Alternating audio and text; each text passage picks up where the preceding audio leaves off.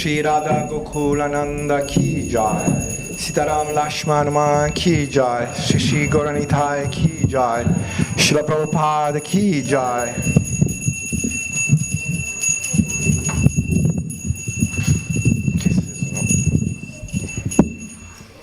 Gibajayo Jaya Gora Chande Haroti Kosho Gibajayo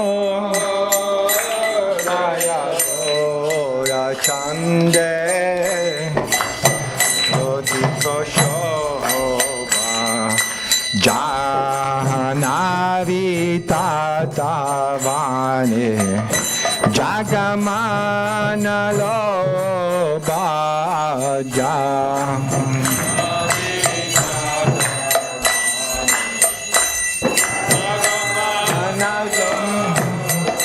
Daki Nainitai Chabameka Dadara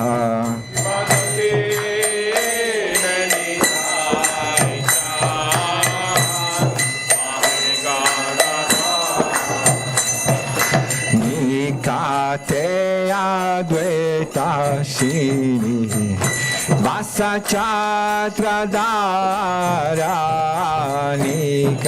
Te Advaita Vasa Chatra Dharanika Kosi Yache Gora Charata Simasane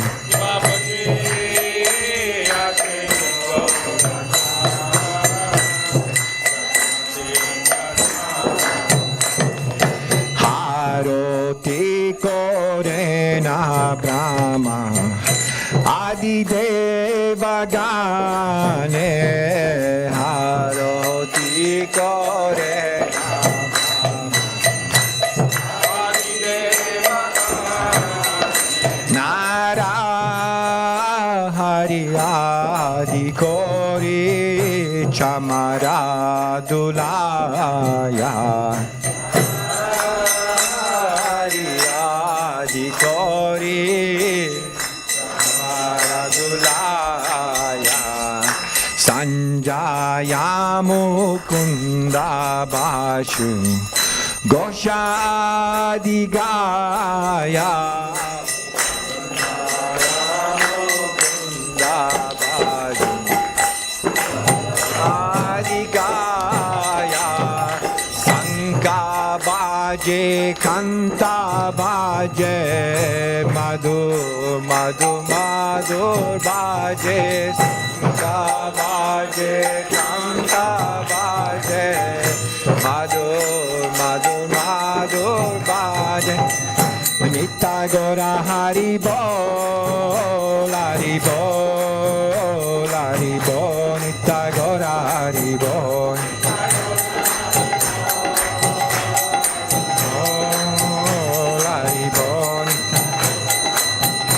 Nitya Gora Hari Bol Hari Bol Hari Bol Nitya Gora Hari Bol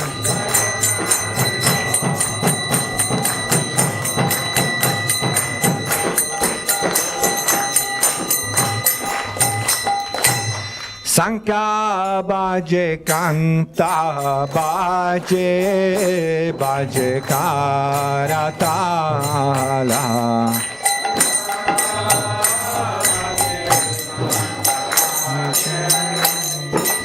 Baje Karatala Madhurami Danga Baje Paramarasala Madhurami Danga Baje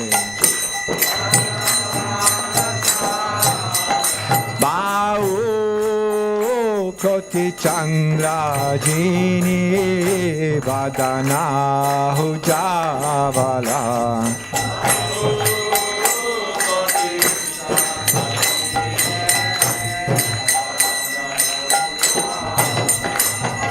Kala Dese Bana Mala Kore Jala Mala Kala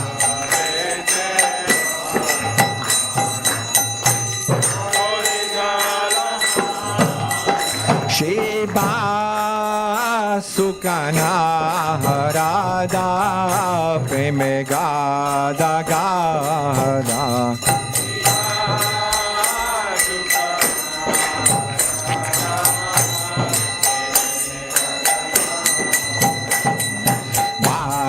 Bhakatiri Nota Deke Gorara Sampada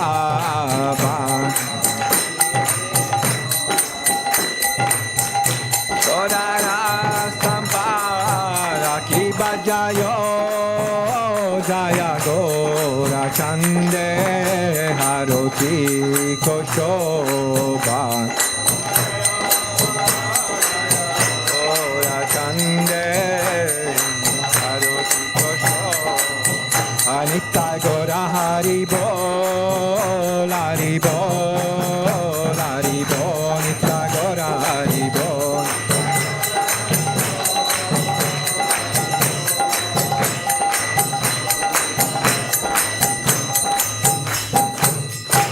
Nama Om Vishnu Padaya Krishna Prestaya Bhutale Srimate Bhakti Vedanta Swami Niti Namine Nama Om Vishnu Padaya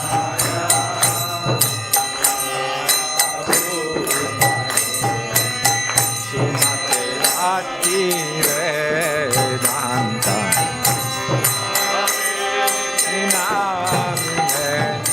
Namaste Saraswati Deve Gauravani Pracharine Nirvishesha Sunyavadi Pashatyadi Satarine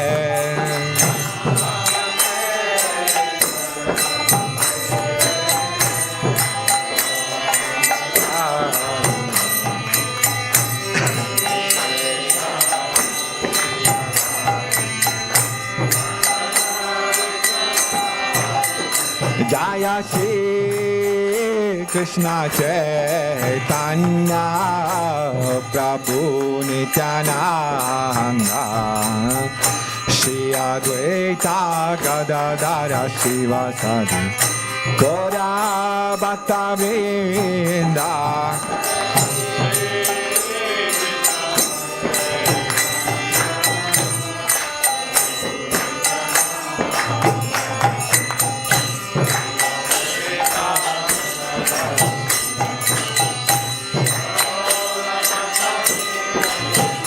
Jaya Shri Krishna Chaitanya Prabhu Nityananda Shri Advaita Gadadara Shivasadi Gaura Bhaktivedanta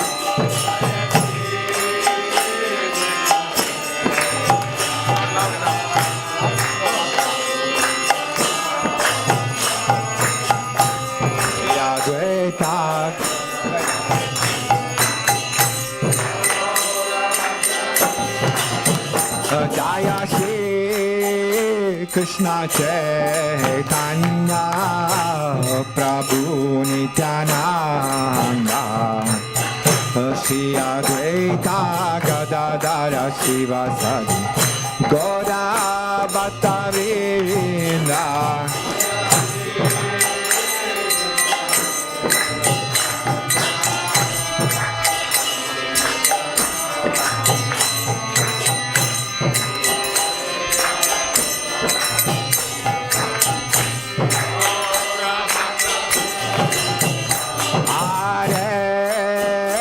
Krishna, Hare Krishna, Krishna Krishna, Hare Hare, Hare Rama, Hare Rama, Rama Rama, Hare Hare.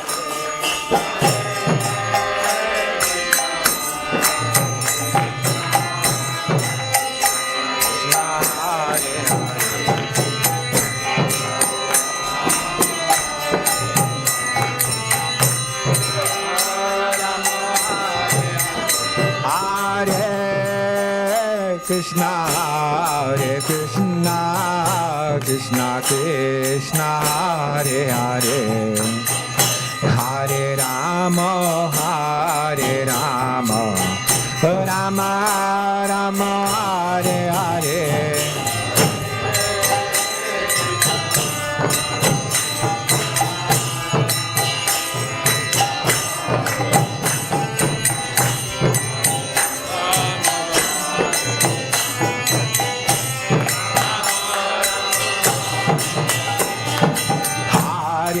Krishna, Hare Krishna, Krishna Krishna, Hare Hare, Hare Rama, Hare Rama, Rama Rama, Hare Hare.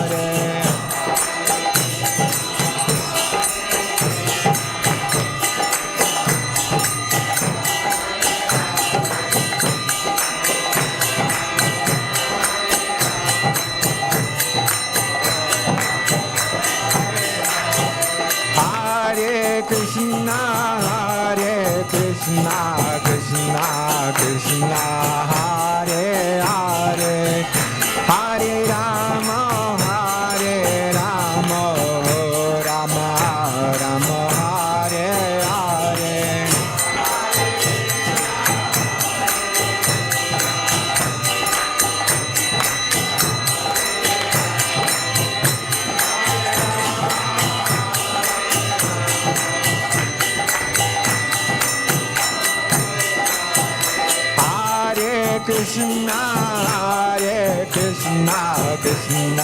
Krishna, Hare Hare, Hare Rama, Hare Rama, Rama Rama, Hare Hare.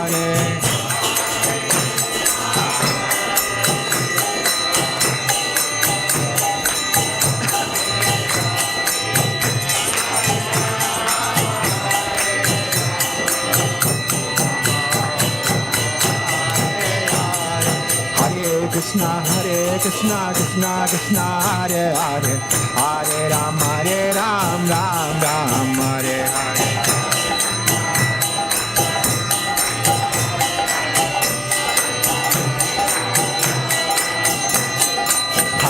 Krishna, Hare Krishna, Krishna Krishna, Hare Hare, Hare Ram, Ram Ram, Hare Hare.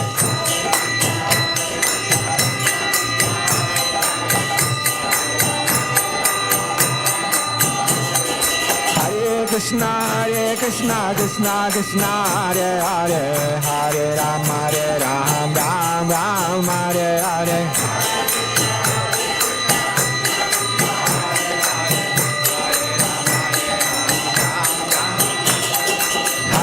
Krishna, Krishna Krishna, Hare Hare, Hare Ram, Ram Ram, Hare Hare. Krishna, Krishna Krishna, Hare Hare, Hare Ram, Ram Hare Hare.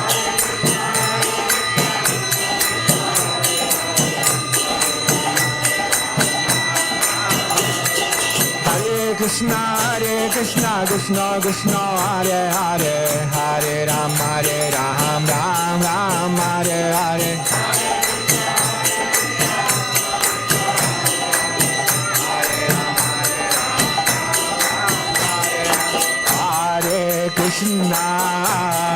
Krishna, Krishna Krishna, Hare Hare, Hare Rama, Rama Rama, Hare Hare.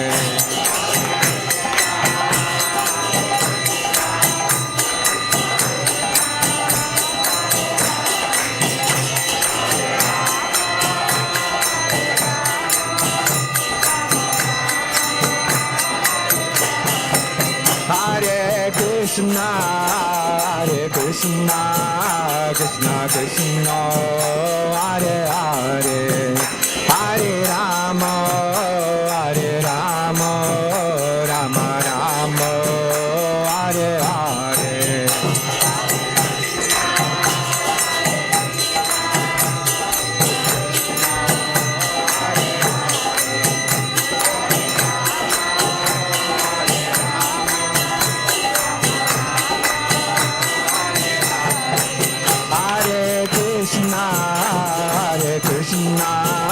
Krishna Krishna, Hare Hare, Hare Rama, Hare Rama, Rama Rama, Hare Hare.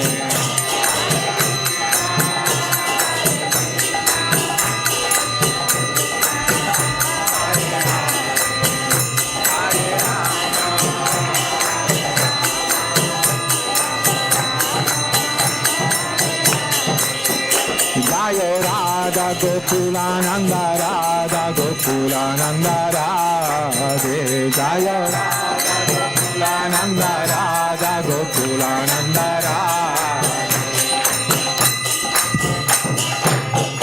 Radhe Radhe Govinda Govinda Radhe Radhe Radhe Govinda Govinda Radhe Radhe Govinda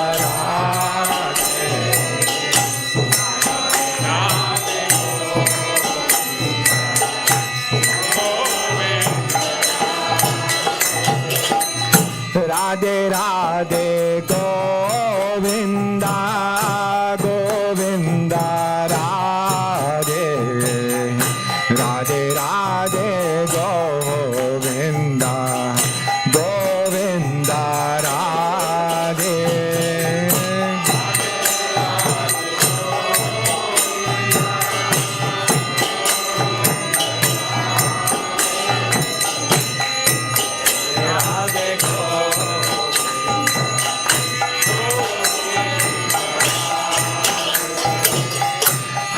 Krishna Hare Krishna Krishna Krishna Hare Hare Hare Rama Hare Rama Rama Rama Hare Hare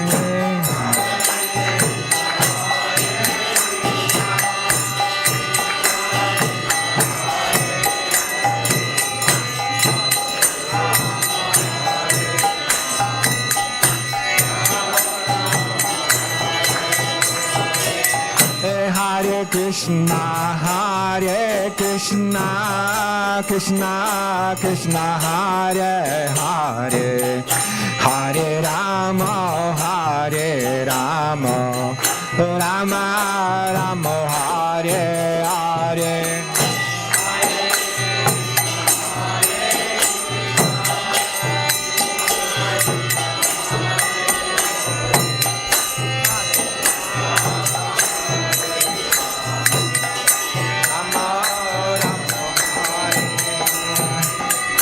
Hare Krishna Hare Krishna Krishna Krishna Hare Hare Hare Rama Hare Rama Rama Rama Hare Hare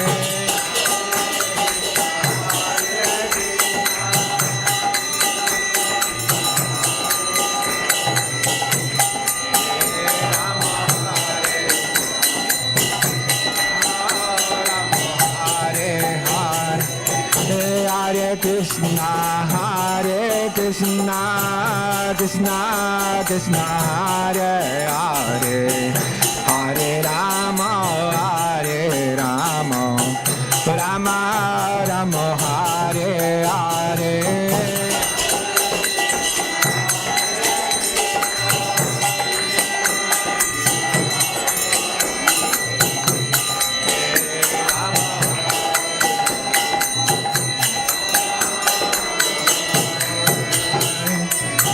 Radhe Radhe Govinda Govinda Radhe Radhe Radhe Govinda Govinda Radhe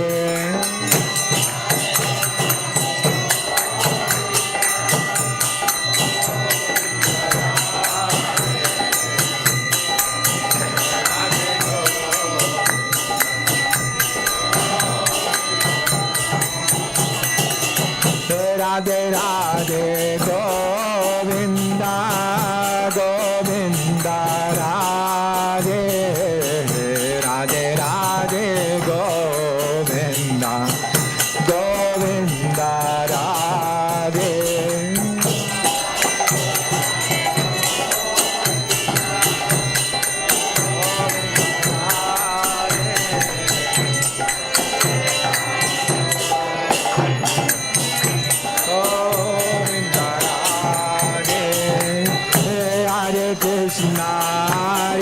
Krishna Krishna Krishna Hare Hare Hare Rama Hare Rama Rama Rama Hare Hare Hare Krishna Hare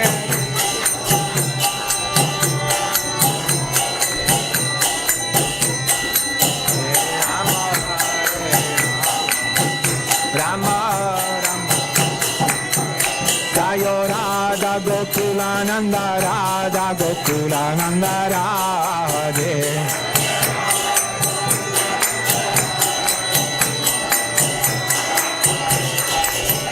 Jayo Radha Gokulananda Radha Gokulananda Radhe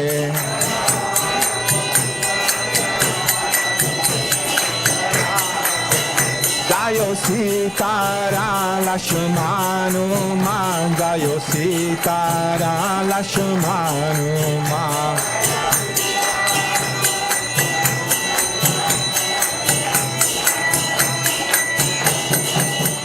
Jaya Goranika Jaya Goranika Jaya Goranika Jaya Goranika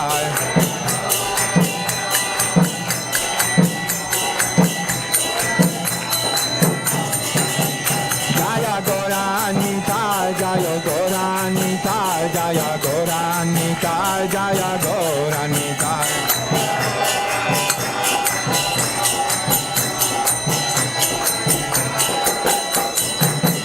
Jaya Prabhupada Jaya Prabhupada Jaya Prabhupada Srila Prabhupada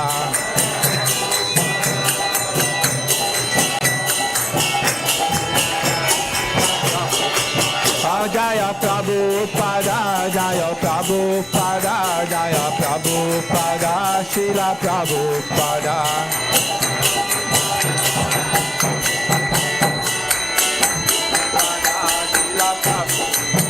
Nitya Gaura Hari Bol Hari Bol Nitya Gaura Hari Bol Bol Hari Bol Hari Bol Nitya Gaura Hari Hare Krishna Hare Krishna Krishna Krishna Hare Hare Hare Rama Hare Rama Rama Rama Hare Hare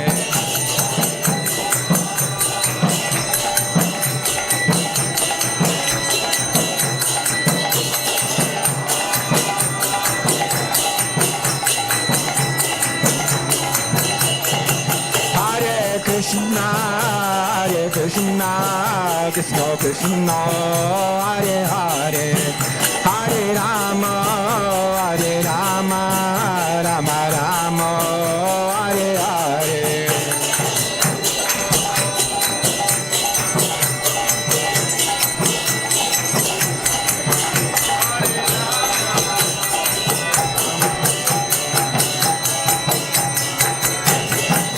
Jaya Prabhupada Jaya Prabhupada Jaya Prabhupada Srila Prabhupada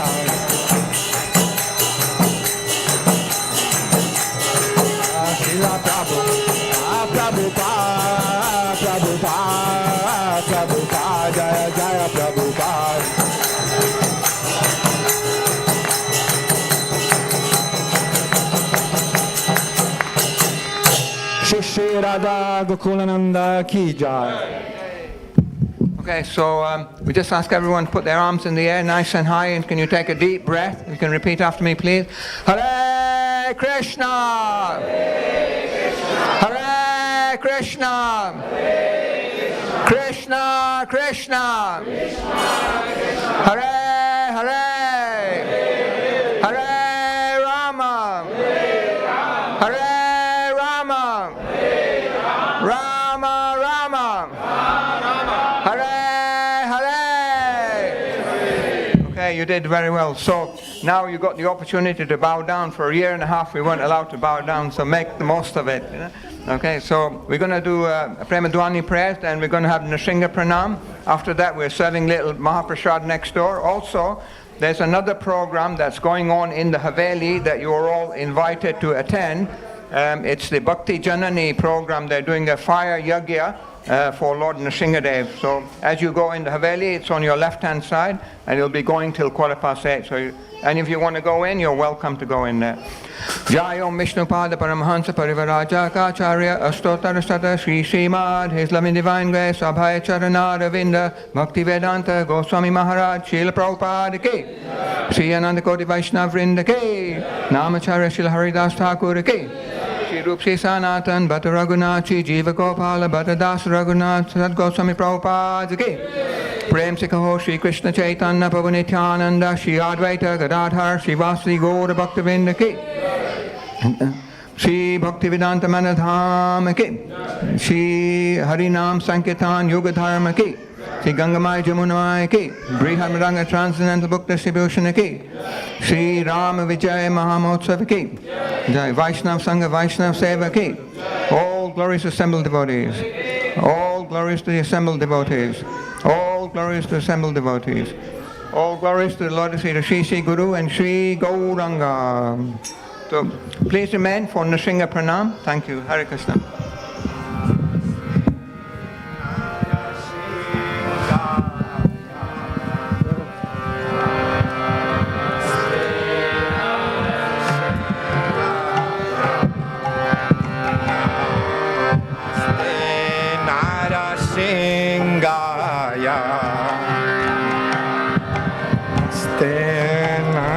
Singaya Pralada Lada Daine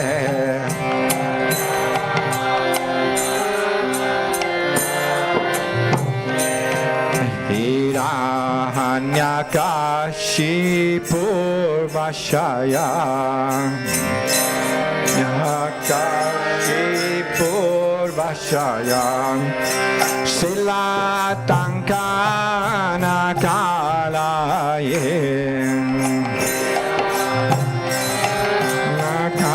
Nakalaye Hiton Sengo Paraton Sengo Paraton Sengo Yato Yato Yamita Ton Sengo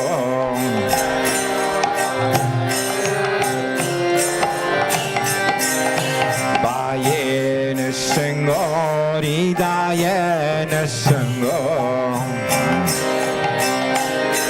Ridayen Sango Narasinga Madin Saranam Prapade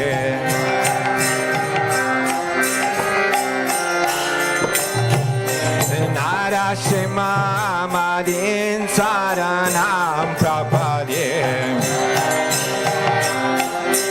Saranam Prapade Tavakara Kamalavare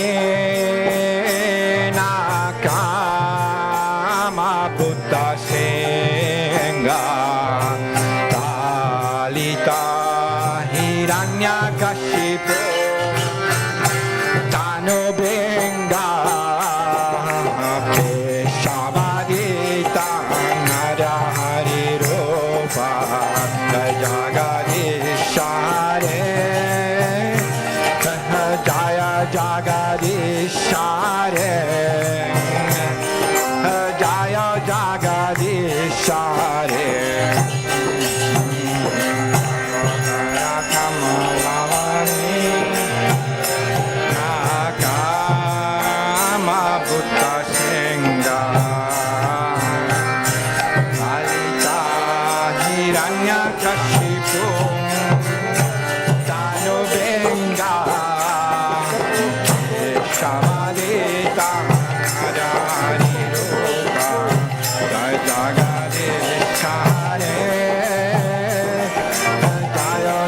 Jagadish Hare Jaya Jagadish Hare Jaya Nisingade Jaya Nisingade Jaya Nisingade Jaya Nisingade Nisingade Nisingade Jaya Nisingade Jayo Pralamara Jayo Pralamara Jayo Pralamara Jayo Pralamara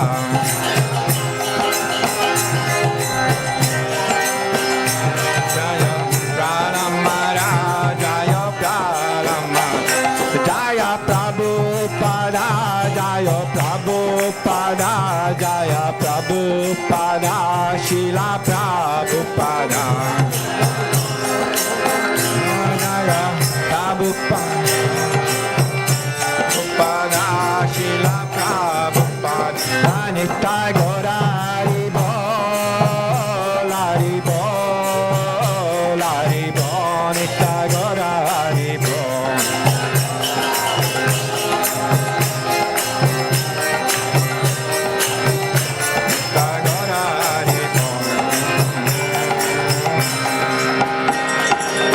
Shri Lakshmani Singh Bhagavan Ki Jai Bhakta Blaj Ki Jai Go Premanande.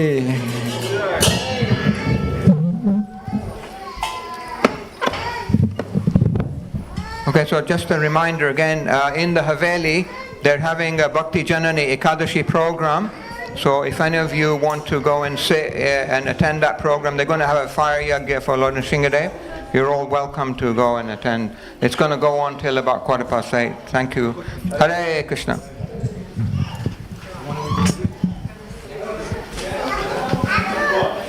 Hare Hare. Hare Krishna. Sorry? There's Bhagavad Gita class in the temple. Oh, okay. Hare Krishna. There's also a Bhagavad Gita class in the temple room now. If any of you want to sit here, you can hear the Bhagavad Gita. They're going to be a nice class given here. Thank you. Hare Krishna. So you're spoiled for choice this evening. Yeah? Hare Hare.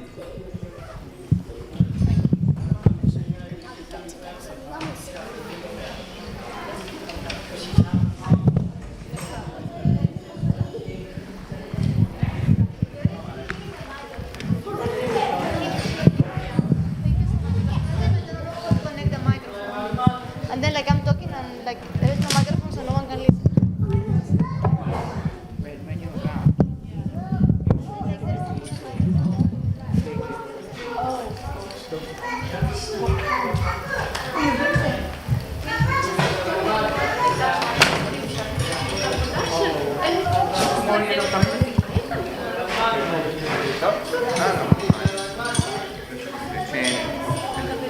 I might need help with 4 pillars, but there's plenty of guests and I'll get them.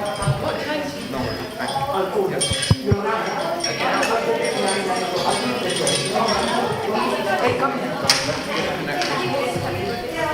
That's all right. Next week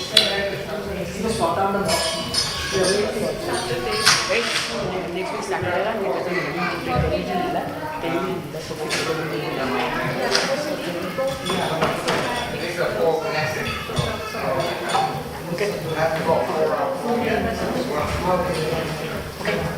एक minute माझ्याकडे I have my guitar. I just like to bring the song whenever I'm singing because that's how to concentrate. I wasn't like thinking of something else. It's better to do that song. So we're going to wrap it on the chain.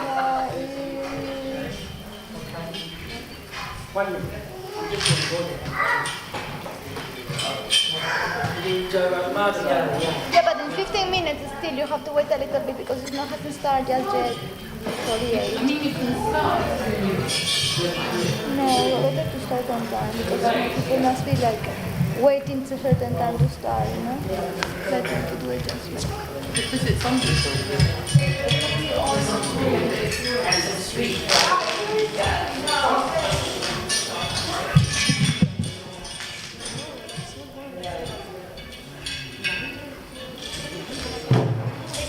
Let me sit a little bit and we start because they said that it's already streaming. I was thinking that I needed to wait because of the parent people online, but no, I don't have to wait because it's already online. Let me just get that to be ready. I'm asking for you.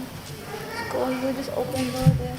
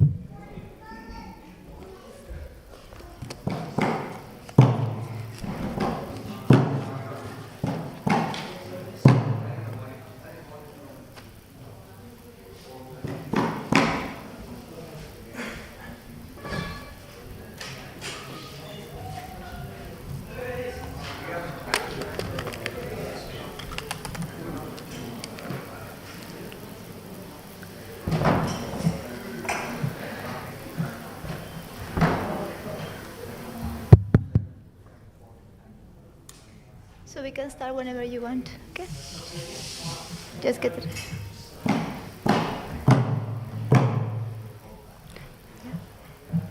Jayo Radha Madhava Kunja Vihari Jayo Radha Madhava Kunja Vihari Jaya Gopiyana Valava Girivaradari Jaya Gopiyana Valava Girivaradari Yasodanandana Vrayana Ranjana Yasodanandana Vrayana Ranjana Yamunatira Vanachari Yamunatira Vanachari Jayurada Madhava Kunja Vihari Jayurada Madhava Kunja Vihari Jaya Gopiyana Valava Girivaradari Jaya Gopiyana Valava Girivaradari Yasodanandana Vrayana Ranjana Yasodanandana Vrayana Ranjana Yamunatira Vanachari Yamunatira Vanachari Hare Krishna Krishna Krishna Hare Hare Hare Rama Rama Rama Hare Hare Hare Krishna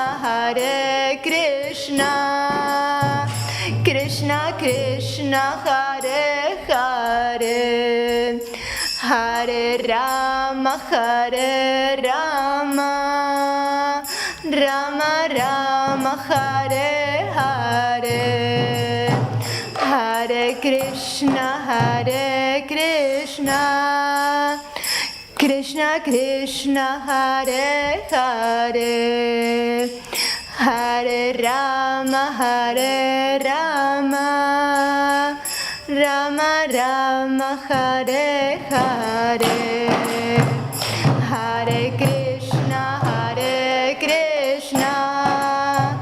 Krishna Krishna Hare Hare Hare Rama, Rama Rama, Hare Hare. Jaya Radha Gokulananda, Radha Gokulananda, Radha Gokulananda, Sri Radhe. Jaya Radha Gokulananda, Radha Gokulananda, Radha Gokulananda, Sri Radhe. Jaya Sita Ram Lakshman Hanuman, Jaya Sita Ram Lakshman Hanuman, Jaya Sita Ram Lakshman Hanuman, Jaya Sita Ram Lakshman Hanuman, Jaya Gauranitai, Gauranitai, Gauranitai, Jaya Gauranitai, Jaya Gauranitai, Gauranitai, Gauranitai, Jaya Gauranitai.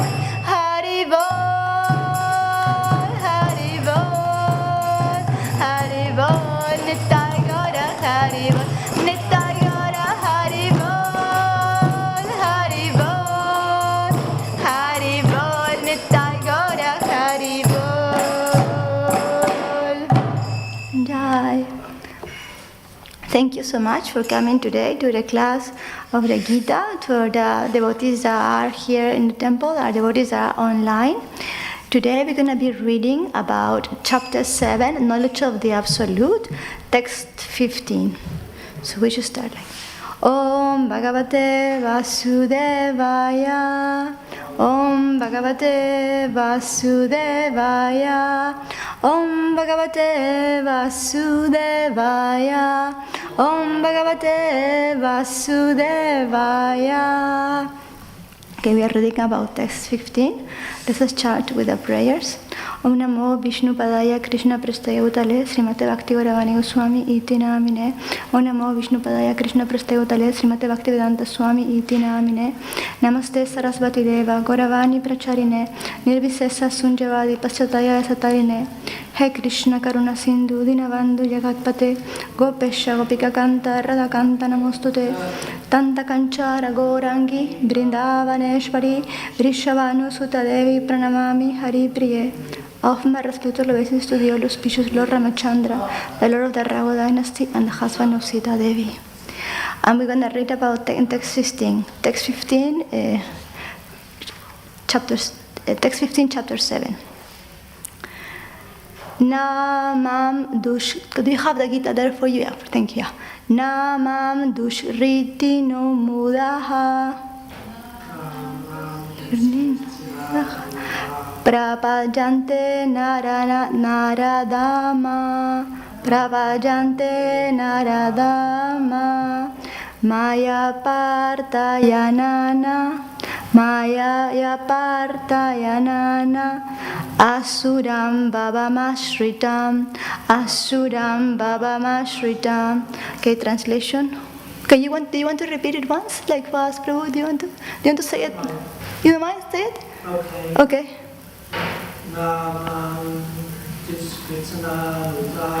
Namam dushkrati no muda. Prapajante naradama.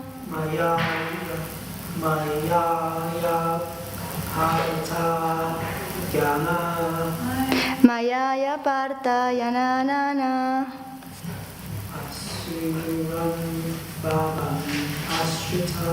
Asuram babam shritam. Okay, translation word by word. Na, not.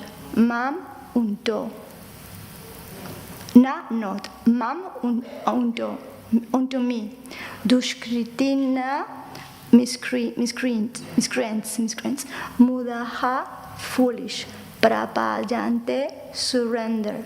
Nara Adamaha, the lowest among mankind. Mayaya, by the illusory energy. Aparta, stolen. Yanana, whose knowledge. Asuram, demonic. Babam, nature. Asritam, accepting. Translation. Those miscreants who are grossly foolish, who are lowest among mankind, whose knowledge is stolen by illusion, and who partake of the atheistic nature of the demons, do not surrender unto me. Now let's read the purport by His Divine Grace Srila Prabhupada. It is a long purport, but it has lots of very important information. It is said in Bhagavad Gita that simply by surrendering oneself into the lotus feet of the Supreme Personality of God, Krishna, one can surmount the stringent laws of material nature. At this point, a question arises. How is it that educated philosophers, scientists, businessmen, administrators, and all the leaders of ordinary men do not surrender to the lotus feet of Sri Krishna, the all-powerful personality of Godhead? Mukti, or liberation from the laws of material nature, is sought by the leaders of mankind in different ways, with great plans and surrender and perseverance for a great many years and births. But if that liberation is possible by simply surrendering into the lotus feet of the Supreme Personality of Godhead, then why don't these intelligent and hard-working leaders adopt this simple method? The Gita answers this question very frankly. Those really learned leaders of society like Brahma, Shiva, Kapila, the Kumaras, Manu, Vyasa, Devala, Asita, Janaka, Prahlad, Bali, and later on Madhavendacharya, Ramanujacharya, Sri Chaitanya, and many others who are faithful philosophers, politicians, educators, scientists, surrender to the lotus feet of the Supreme Person, the all-powerful authority. Those who are not actually philosophers, scientists, educators, administrators, but who pose themselves as such for material gain, do not accept the plan or path of the Supreme Lord. They have no idea of God. They simply manufacture their own worldly plans and consequently complicate the problems of material existence in their vain attempt to solve them. Because material energy, nature, is so powerful, it can resist the unauthorized plans of the atheists and baffle the knowledge of planning commissions. The atheists, plan makers, are described herein by the word dukshatina, or miscreants. Kirti means one who has performed meritorious work. The atheist plan makers is sometimes very intelligent and meritorious, also because any gigantic plan, good or bad, must take intelligence to execute. But because the atheist's brain is improperly utilized in opposition the plan of the Supreme Lord, the atheist plan maker is called dukshrita, which indicates that his intelligence and efforts are misdirected. In the Gita, it is clearly mentioned that material energy works fully under the direction of the Supreme Lord. It has no independent authority. It works as a shadow moves, in accordance with the movements of the object. But still, material energy is very powerful, and the atheist, due to his godless temperament, cannot know how it works, nor can he know the plan of the Supreme Lord. Under the illusion and the modes of passion and ignorance, all his plans are baffled, as in the case of Hiranyakashipu and Ravana, whose plans were smashed to dust, although they were both materially learned and as scientists, philosophers, administrators, and educators. These dushkratinas, or miscreants, are of four different patterns as outlined below. The mudas are those who are grossly foolish, like hard-working beasts of burden. They want to enjoy the fruits of their labor by themselves, and so do not want to part with them for the Supreme. The typical example of the beast of burden is the ass. This humble beast is made to work very hard for his master. The ass does not really know for whom he works so hard day and night. He remains satisfied by filling his stomach with a bundle of grass, sleeping for a while under fear of being beaten by his master, and satisfying his sex appetite at the risk of being repeatedly kicked by the opposite party. The ass sings poetry and philosophy sometimes, but this braying sound online only disturbs others. This is the position of the foolish fruitive worker who does not know for whom he should work. He does not know that karma action is meant for vajna, sacrifice. Most often, those who work very hard, day and night, to clear the burden of self-created duties say that they have no time to hear of the immortality of the living being. To such mudas, material gains, which are destructible, are lives all in all. Despite the fact that the mudas enjoy only a very small fraction of the fruit of labor. Sometimes they spend sleepless days and nights for fruitive gain, and although they might have ulcers or indigestion, they are satisfied with practically no food. They are simply absorbed in working hard day and night for the benefit of illusory masters. Ignorance of the real master, the foolish worker wastes their valuable time serving mammon. Unfortunately, they never surrender to the Supreme Master of all masters, nor they take time to hear of him from the proper sources. The swine who eat the night soul do not care to accept sweet meats made of sugar and ghee. Similarly, the foolish worker will untiringly continue to hear of the sense-enjoyable tidings of the flickering mundane world, but will have very little time to hear about the eternal living force that moves the material world. The second, another class of dushkirti or miscreants is called the Naradama, or the lowest of mankind. Nara means human being, and Adama means the lowest. Out of 8,400,000 different types of species of living beings, there are 400,000 human species. Out of these, there are numerous lower forms of human life that are mostly uncivilized. The civilized human beings are those who have regulated principles of social, political, and religious lives. Those who are socially and politically developed but who have no religious principles must be considered Naradamas. Nor is religion without God religion, because the purpose of following religious principles is to know the supreme truth and man's relation with him. In the Gita, the personality of Godhead clearly states that there is no authority above him and that he is the supreme truth. The civilized form of human life is meant for the man's reviving the lost consciousness of his eternal relationship with the supreme truth, the personality of Godhead Sri Krishna, who is the all-powerful. Whoever loses this chance is classified as Naradama. We get information from the revealed scriptures that when the baby is in the mother's womb, an extremely uncomfortable situation, he prays to God for deliverance and promises to worship him alone as soon as soon as he gets out.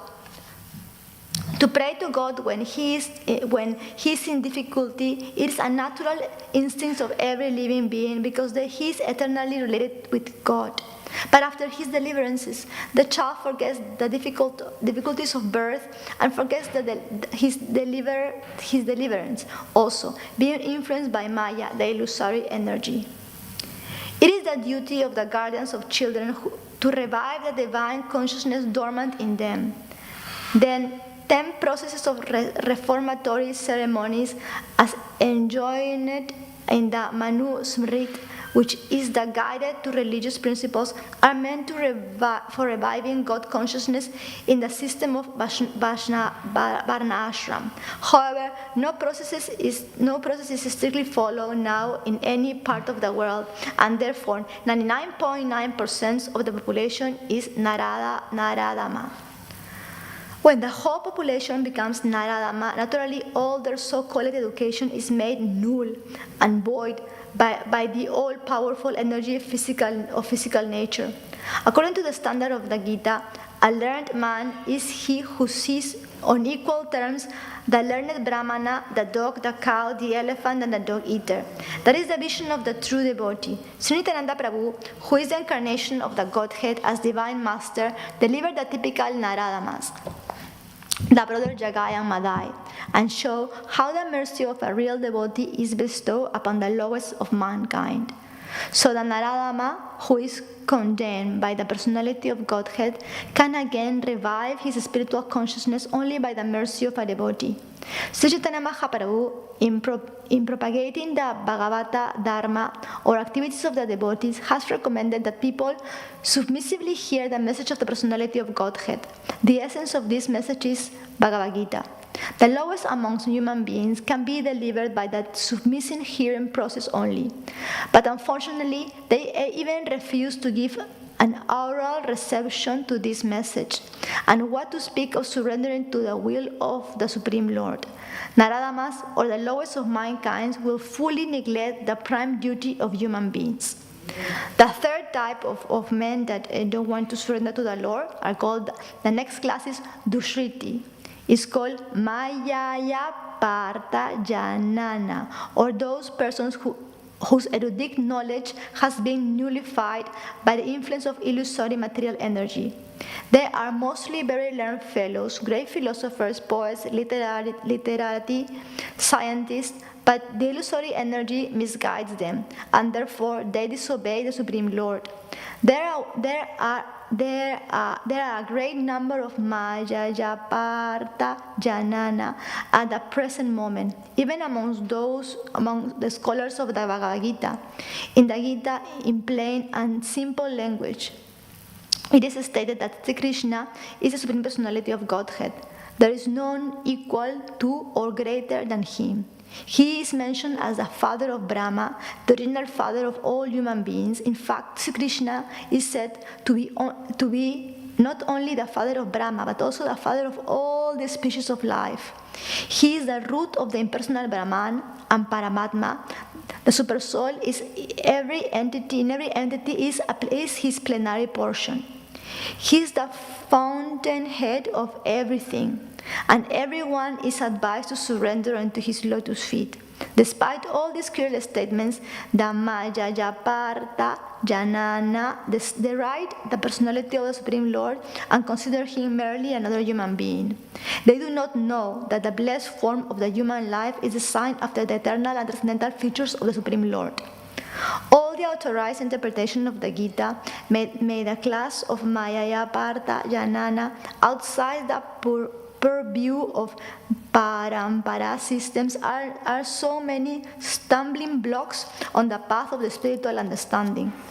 The deluded interpreters do not surrender unto the lotus feet of Sri Krishna, nor they teach others to follow this principle. And the last class of Dushriti is called Asuram Babam Ashrita, or those of demonic principles. This class is openly atheistic. Some of them argue that the Supreme Lord can never descend upon this material world, but they are unable to give any tangible reason as to why not. There are others who make him subordinate to the impersonal features, although the opposite is declared in the Gita. In view of the Supreme Personality of Godhead, the atheist will present a number of illicit incarnations manufactured in the factory of his brain. Such person whose very principle of life is to decree the personality of Godhead cannot surrender unto the lotus feet of Sri Krishna. Sri Yamunacharya Alvandadru of South India said, "Oh my Lord, you are unknowable to persons involved with atheistic principles. Despite your uncommon qualities, features, and activities, despite your personality being confirmed by all the revealed scriptures in the quality of goodness, and despite you are being acknowledged by the famous authorities renowned for their depth of knowledge in the transcendental science and situated in the godly qualities, therefore, 1. Grossly foolish persons. 2. The lowest of mankind. 3. The deluded speculators. And 4. The professed atheists, as above mentioned, never surrender unto the lotus feet of the personality of Godhead, and in spite all the scriptures and authoritative advice." Wow, that's a very long paragraph. But it was really good. So, Thank you so much for listening. I pray that I can say something that I can help you in somehow in your spiritual path. So in this verse, the Lord is referring to people that don't care about like surrendering to His lotus feet, you know. And Srila Prabhupada explains clearly that there's 4 types of men that they just think that they are in this world for sense gratification, and they don't know that the body is meant to be used to go back to the Lord, and they just use this lifetime as a way to satisfy their senses. So the Lord is eager to help us to go back to Godhead. He wants us to go back to Him, but He doesn't really force us to love Him. So at certain time, the scriptures don't even say when. The certain souls, a small group of souls, decide that they wanted to enjoy apart from the Lord. And the Lord, basically, He made this material world for these souls to enjoy apart from Him. And He led those souls to come here. But He came with them in their heart as Paramatma. So in each living entity, in each person, there are 2 souls, the Atma and the Paramatma. So the Lord is present in each living entity. But when the living entity wants to forget about the Lord as Paramatma allows for that to happen. And when the living entity wants to remember the Lord, Paramatma allows also to happen. So Paramatma can give remembrance and can give forgetfulness. So in the material world, Maya, the illusory energy, makes us forget about the Lord, I guess this by the commission of Paramatma. And Srila Prabhupada refers to 4 different types of men that they just want to be enjoying the material world and they want to forget about the Lord. And the first one that he mentions is the grossly foolish, or he calls mudas. These people, they're very constant. It's called a foolish fruitive worker. They want to work to gain loads of resources of gain, and to enjoy their senses. And when they are asked about getting to know the Lord, they say that they don't really have time for that because they have to work many hours during day and night to gain more wealth. So the goal of their lives is just basically to become rich and to enjoy this wealth in the best way. Srila Prabhupada is saying that these people don't want to share it with the Lord, so it means that they don't even do that. They just don't care about knowing about the Lord or giving part of their wealth to the temple. They just care about spending the most of the time in working very hard to have more wealth. They don't care to know that they are a soul that lives in the body, and they don't care to know about the Lord. They just care about getting more Lashmi. And they're called the foolish fruitive workers. Srila Prabhupada says that this type of the type of mentality that they have is that they want to continue getting more and more material gain, and he says that to satisfy their senses is just impossible, because in this kind of mood, it's like trying to extinguish fire with fuel. You cannot really extinguish fire with fuel. The more you give to the senses, the more the senses will ask. So they're in this mood of satisfying their senses and investing their time in working lots of hours to get more wealth. So what our spiritual masters advise us about that, about in ISKCON, in Srila Prabhupada. So when talking about this matter with my spiritual master, he says that like devotees need to be in the mood that they have to work. They have to have a balance in life where they have to work certain amount of hours to be able to pay the bills, but not so many that they will not have time for devotional practice. Like there's the Buddhas, they have this misbelief that the lifetime is to get wealth, to become rich, to work and work.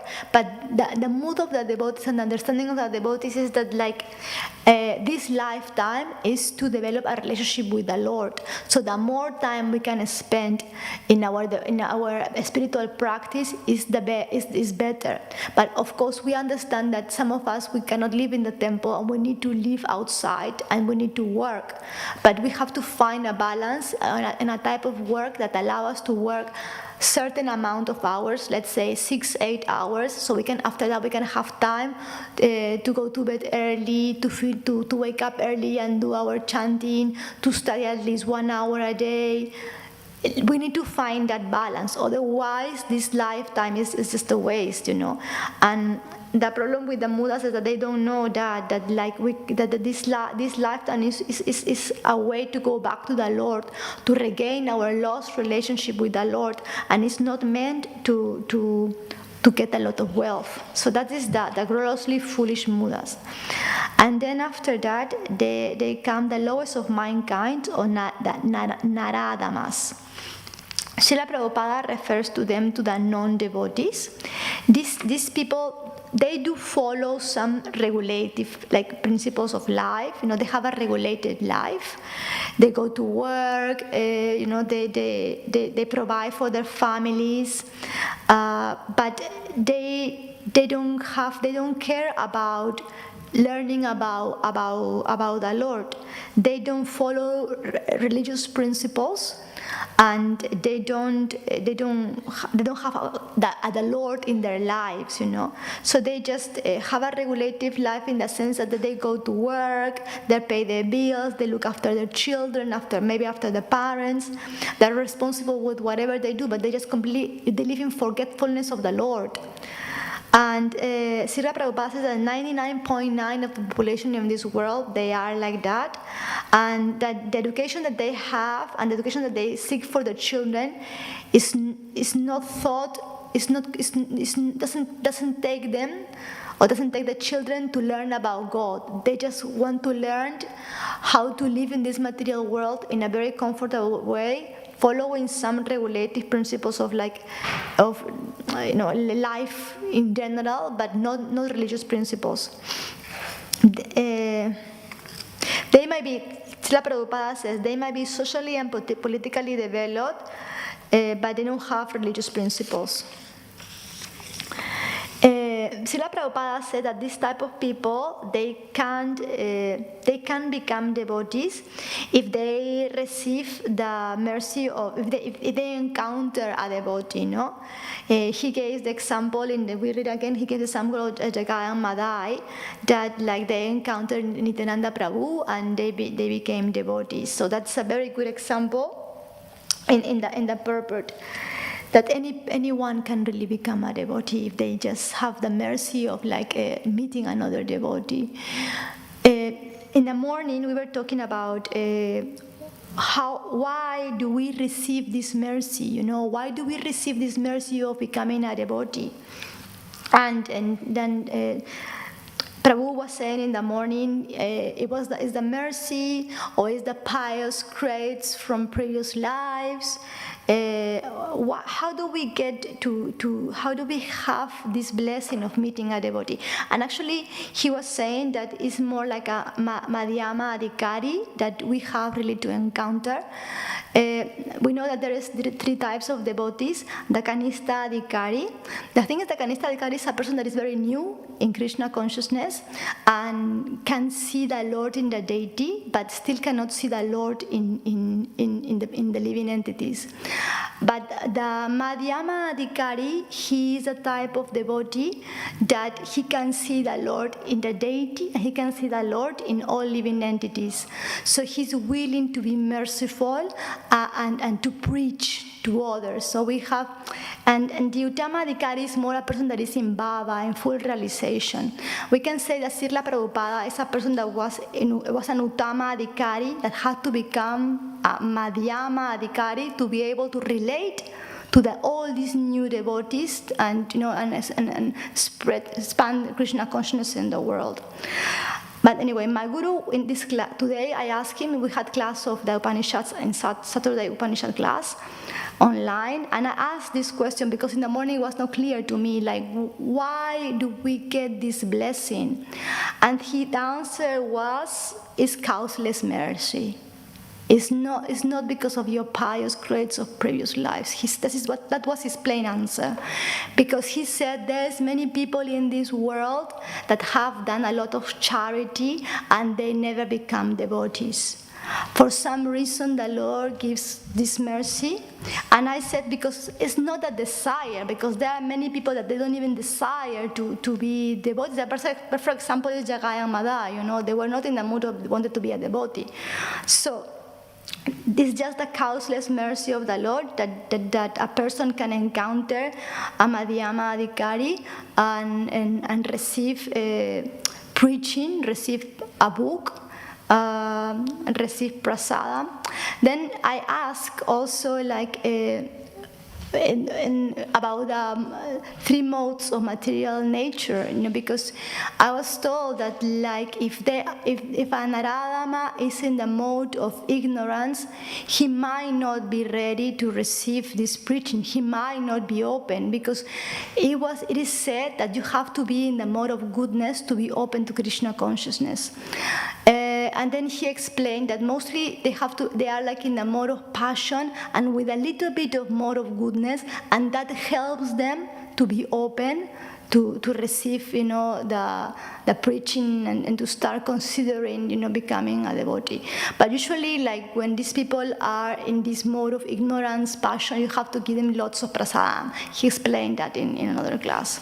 So those are like the Naradamas. And then there is another kind that Srila Prabhupada explained. They are called the deluded speculators. Mayaya Partha Janana.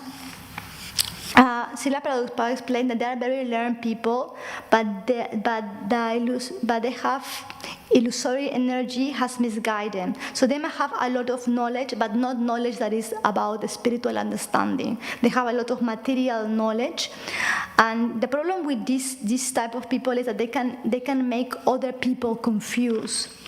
There was a class some time ago about this that my guru was giving, about this type of people that are very knowledgeable, but they can make others confused. And he actually gave very good examples about this matter. He gave examples of very well-known writers in Spain, for example, because he was giving the class in Spanish. One is called Vargas Llosa, that won one of a prize. He won lots of prizes for his books. Another one is Isabel Allende. And then he was saying that this type of writers, they make you think that happiness is in the material world and is not in the relationship with God. They make you think that happiness, a real happiness, can be found in relationship with other people, but they don't really mention at all God in their books. So if you follow this type of people, you really get confused. So that's the risk about this type of devotee of people, that they just can misguide a lot of people into believing that true happiness is in the relationship with others. My guru was even saying that these people make you think that happiness is in the male and female relationship. So they make you believe that you have to follow that's the only path towards happiness, that there is nothing more. And later on, as a devotee, you learn that there is happiness and family life if you if you have a husband that is a devotee, if you have children that are devotee, and if you have Krishna in the center of your home, otherwise this could not be really happiness. But this type of writers and very learned people, they can misguide a lot of population, and into thinking that happiness is in the material world. Then the professed atheists are basically the people that they just openly say that they are very sinful, and they don't believe that the Lord can come to this world, and they are envious. I mean, Srila Prabhupada called them envious of the Lord, that they have a lot of envy of the Lord. But then when I read that, it made me think that we are also envy, because that we are here because of that. At certain point we wanted to enjoy a path from the Lord. We wanted to be like the Lord. Because that we are in this material world. We wanted to be the controllers. So in that sense, we were also feeling envy of the Lord. Now as devotees, we want to change, and we understand that there is no happiness in that mood. But they are the professed atheists are feeling envy, but we were like that at certain point. Now we are trying to move away from that feeling, but we are still trying. No, it's not. We are not completely pure devotees as to say that we are not in that mood. So now the question comes how can we surrender to the Lord? So again, I asked the question to my guru today, how can we surrender to the Lord? Because if we look into the Shastra, it says that when we really understand that we are a servant of the Lord, that we are not the controllers, is when we surrender. But for us, that could be a little bit difficult to understand. So I asked him, and then he said, when you surrender to an spiritual master is when you surrender to the Lord. Because the spiritual master is a representative of the Lord in this material world. And when you listen to what he's telling you, to follow the regulative principles, to chant 16 rounds, is when you surrender to the Lord in this material world. So that is for us. Because if we go into the Shastra and we review a little bit about there are 6 characteristics of the surrender devotee, and then it says accept favorable things, that devotees accept everything that is favorable for rendering service to the Lord. That means that we follow the regulative principles, that we chant the 16 rounds. Devotees must reject everything that is unfavorable for the Lord's service, that is called renunciation. That means that we move away from materialistic people and we try to stay always with devotees. Then devotees must be convinced that Krishna will be giving protection at any time. So we have to have this belief that as devotees we have the protection of the Lord. So that all of these type of mentalities is a type of mentality of surrender. No? Then it says devotee accepts Krishna as his supreme maintainer. So, and then it says we put the desires of the Lord over our own desires, and the devotees are gentle and humble. So these are the ways, that the 6 characteristics of the devotees that are surrender. I guess some of them might be a little bit difficult for us to understand, because we live in this material world. Though we know we have the protection of the Lord, sometimes when we get sick or when we have an accident, well, let's say, I don't want to have an accident, but if we have an accident in the car, we still feel a little bit afraid. We forget that we have the protection of the Lord because we are devotees. So I guess our platform is more surrendering to the spiritual master and following the regulative principles and chanting the 16 rounds. So now I just want to leave 5 minutes to talk a little bit about Dussehra. I asked to talk about Dussehra a little bit because, being such a special day. Yesterday was Dussehra and tomorrow we're going to celebrate here. So I put some notes about Dussehra. Yes, Dussehra is tomorrow. Tomorrow we're celebrating Dussehra. So in Dussehra we celebrate the killing of the demon Ravana by our dear Lord Ram. Ravana, as we all know, kidnapped Sita from her cottage in the forest. But this kidnap, as bad as it is, had to happen for the pastime of the Lord to reveal and for him to kill the demon Ravana. Actually, Lord Vishnu comes to this world as Lord Ram to kill the demon Ravana. And this was requested by the demigods, no? Because the Ravana was causing a lot of disturbance. And when Lord Ram comes, when Vishnu comes as Lord Ram, he asks the demigods to come with him, so they come as the monkeys. So demigods are the monkeys. And Indra, for example, he is Bali, and Surya is Sugriva. So that he comes with all, like the Lord always comes with his devotees. So Ram comes with his devotees as the monkeys. And they are very powerful warriors, and they continue in the same mood of devotees as they were as demigods.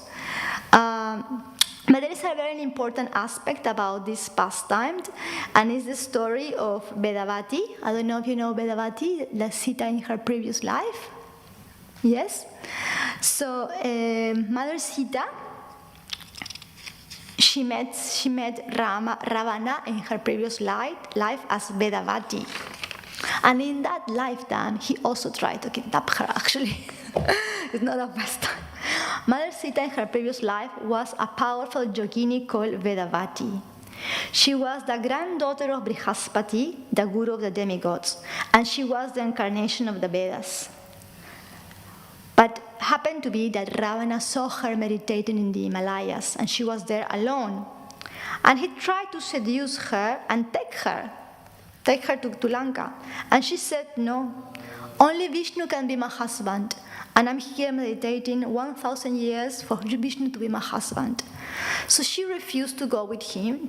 And Ravana could not take that no, I guess. And he decided to try to kidnap her. So he took her by the hair and tried to take her. But she was really powerful. And Vedavati had yogi powers. And she was able to say a mantra and cut her hair and get free from Ravana. But then she felt that she was really impure because Ravana touched her body. So she decided to burn her own body. She felt contaminated by the touch of the demon, and so she told Ravana, you evil one, now I will quit this body, but I will take birth again only for your destruction. Appearing from the earth, I shall become the pious daughter of a virtuous man. You and your entire race will be destroyed as a result of that birth. So, like the whole pastime needed to happen in the way that happened, you know. Like she came as Sita, and she was kidnapped by Ravana for Lord Ram to rescue her and to kill Ravana. So let's continue a little bit more. There's more. When Vedavati, when she was there in front of Ravana, she closed her eyes, she meditated on her Lord Vishnu, and she invoked fire from her own body, and all her body became fire, and it was turned into ashes. Then Ravana was really impressed about that, and then he decided to take the ashes of Vedavati to Lanka. And when he was in Lanka, he put the ashes of Vedavati in a golden box. And he kept them there in a special place, and was even visiting the box once in a while. But lots of bad omens start to happen, you know, as a result of Vedavati being there. One day, Narada Muni came and told him that all the bad omens were caused by the golden box with the ashes. So the wives of Ravana told Ravana to get rid of the box. So that's what he did. He took the box to the middle of far away in the sea and dropped it there.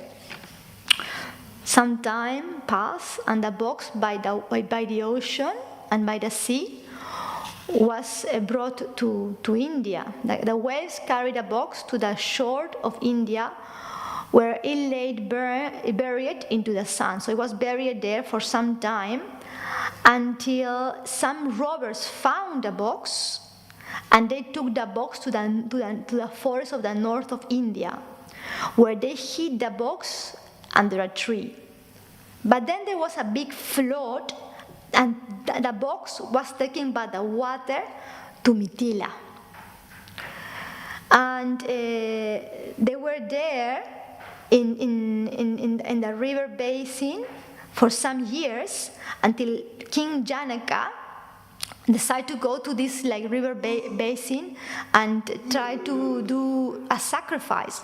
So he was cleaning the sand, and when he was cleaning the sand, he found this box. And when he opened the box, he saw a baby. There was no ashes, there was a baby. Yeah, it's amazing. He started cleaning the place where he was going to do the sacrifice, and then he found the box, opened the box, and the ashes of Vedavati has transformed into a beautiful girl, baby girl. And this is the way Sita appeared. And then he brought this baby girl into his palace, and then guess what? Narada Muni came again.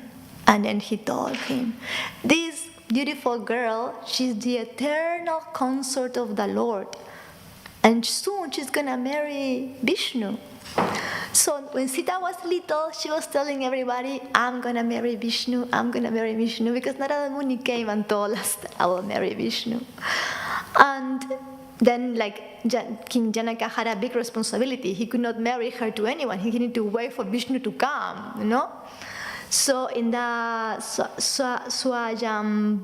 Swayambara ceremony of Sita, he gave the very difficult task that only a person that can hold the bow of Shiva and try to put an arrow on the bow can marry Sita. And then by the mercy of the Lord, just Lord Ram came and held the bow and even broke the bow, and then later on married Sita. So that's the story of how come we have Dussehra. We have Dussehra because it's part of the pastime of the Lord. Huh? The Pandavasenas were telling the story as well. Yes, did you hear the story with the Pandavasenas? The play, yeah. They were doing also that in the play with the Pandavasenas. Yeah, with demons. Wow, that's fantastic. So we have Dussehra, the day that we celebrate the victory of our dear Lord Ram over the demon Ravana. And we also remember why this pastime took place, because the Lord wanted to protect his devotees, and because Vedavati cursed Ravana. So Mother Sita is a very special person. She's the incarnation of the Vedas and the eternal consort of the Lord. Okay, we have 3 minutes more for questions, if you have any questions.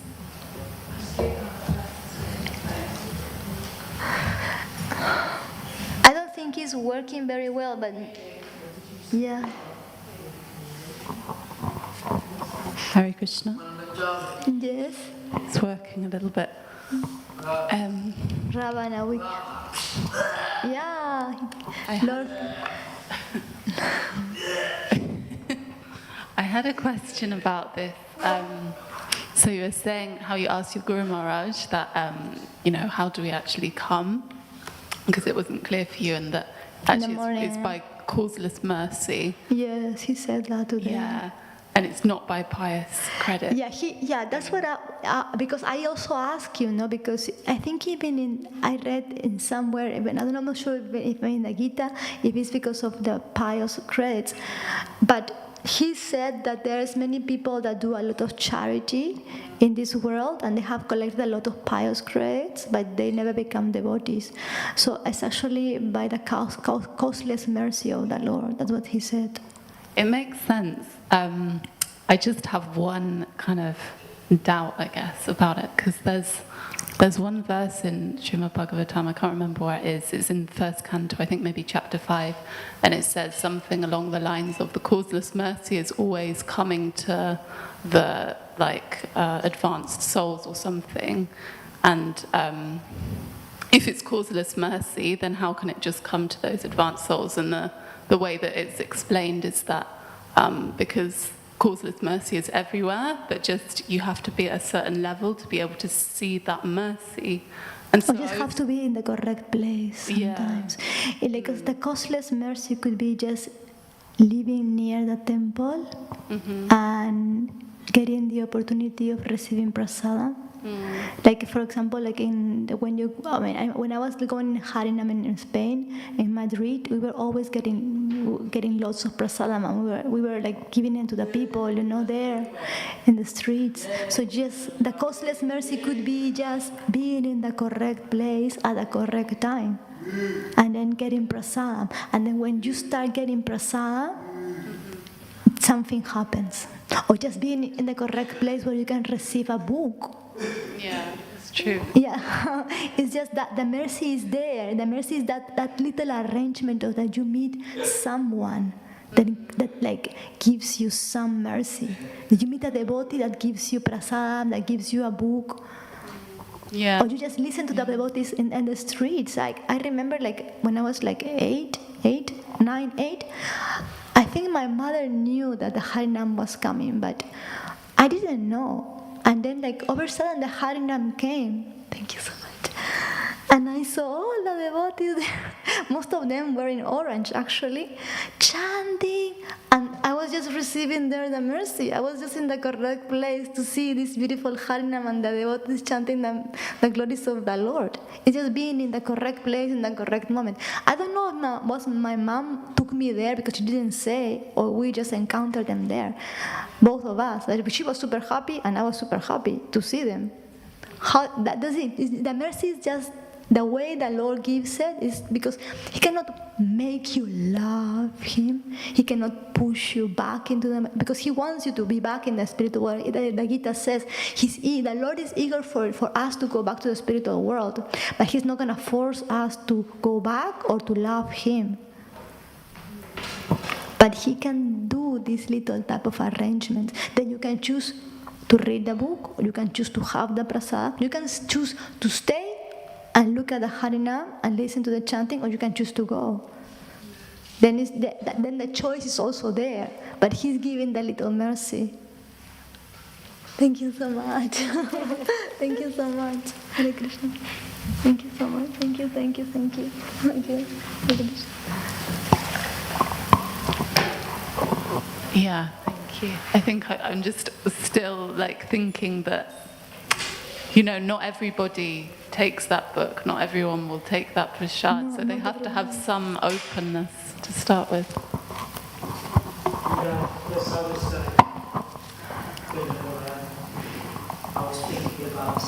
I was thinking about a similar thing actually,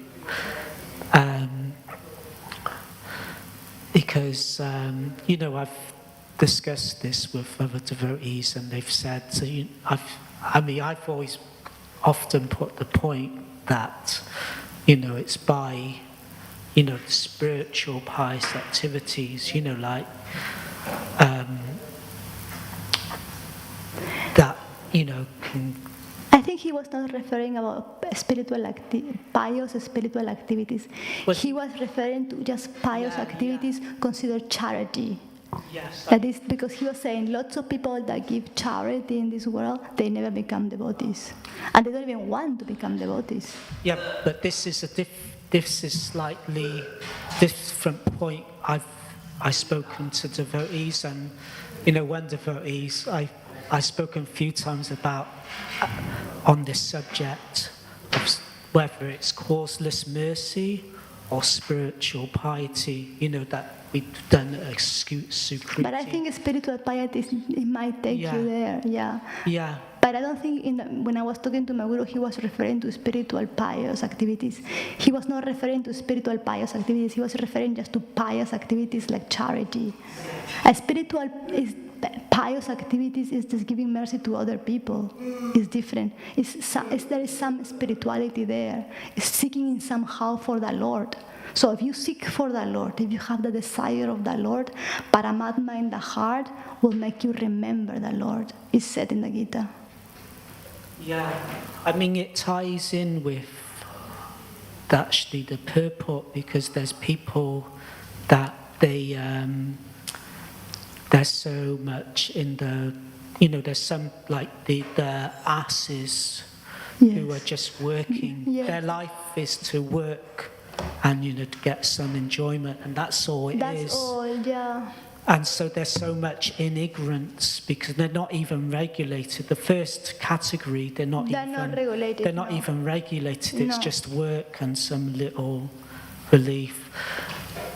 And then you have like the atheists, out and out atheists who are. He was referring to the second group, the lowest of mankind, that they are like non-devotees, and those they have regulative life, they have socially and politically regulative life, but they don't have religious principles, and then those are the ones that somehow they receive the mercy of meeting a devotee. And when he was saying about the first class, the foolish fruitive workers, they don't care. They don't care at all. And and it doesn't say that they have a regulative life. So they might not have a regulative life, not even socially regulative life. And then but Srila Prabhupada talks about the non-devotees, the Naradamas, that they have socially and politically regulative life. So those are the ones that can meet a devotee, I guess. When he continued in the purport talking about them, that they can meet like a Madhyama Adhikari and then receive like some mercy, and then everything starts in that way. The thing is that they have to move away from the mode of ignorance. Because in the mode of ignorance, it's very difficult to be open to Krishna consciousness. I think my guru said that if they are in the mode of ignorance, it's not going to work. They have to give them a lot of prasadam so they can move away from that mode into passion and a little bit of goodness to be able to be open to Krishna consciousness. Yeah, I mean, I just was thinking that it is actually causeless mercy in the sense that at some point, whether it was this life or previous life, we got a shardam or we just met a devotee, we spoke to a devotee. So at a certain point there's a beginning, and that Sukriti, it increases, the more we get exposed. But without that devotee coming out, giving some mercy, then there's actually no hope. Yeah, you just have to have the mercy. I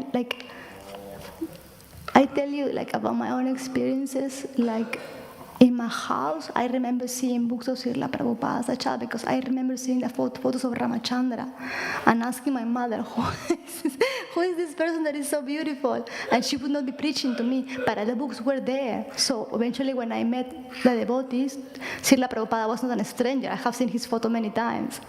So that you see, the magic is there, the mercy is there for you to take that. God makes the arrangement for you to find that book in there. That is the mercy. And then later on, then you can choose, because He's not going to force you. Because without the opportunity of having that book, of having prasadam, of meeting a devotee, how can you by yourself, help yourself to get out of this situation? There's no way. But the Lord gives you the opportunity by giving the mercy. Then you can choose to do whatever you want. Thank you so much. Thank you.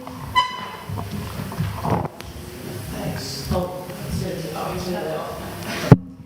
I was just going to say, maybe it's good for us to believe it's causeless mercy anyway, because otherwise we can get a bit proud, like, Yes, I'm a also devotee that. because I, did Yeah. something pious. But I think it's maybe that's partly why your guru was, I don't know, but maybe, it's good for us to believe, this is completely causeless mercy. It's Yeah, I think it's like a better way of being, thinking that it's causeless mercy, that you came to Krishna consciousness by causeless mercy. And you stay humble at least. Yeah. Because we don't really know, like, about our pious lives in previous lives. We don't really know.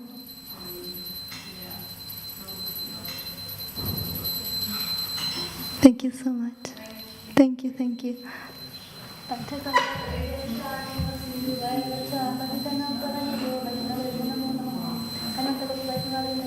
Thank you for coming. Thank you.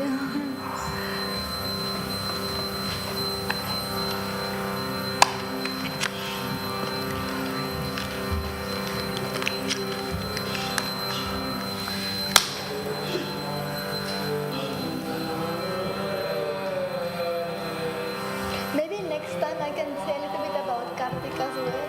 Makes it nice. Because it will be Kartik, yeah. actually next week.